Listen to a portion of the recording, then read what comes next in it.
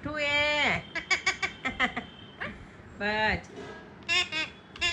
हाँ खाया था बेटा। हाँ अच्छा था, तूने खाया? तुम खाया था बेटा? मिठू तुम खाया था? क्या खाया?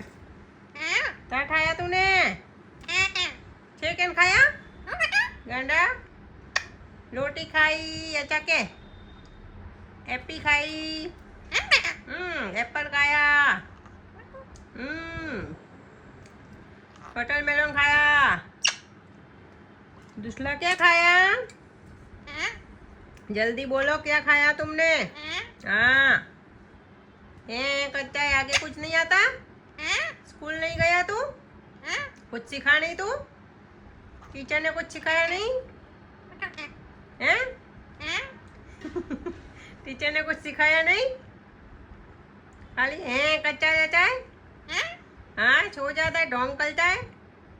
ये ढोंगी कुछ सवाल पूछते सो जाता है। स्कूल में अच्छा करता होगा तू? ऐसा करता है स्कूल में तो गुल्ली मारता है बेटा। मीठे स्कूल में भी अच्छा करता होगा है ना? गुल्ली मार लाए तो देख कैसे ढोंग कर रहा है।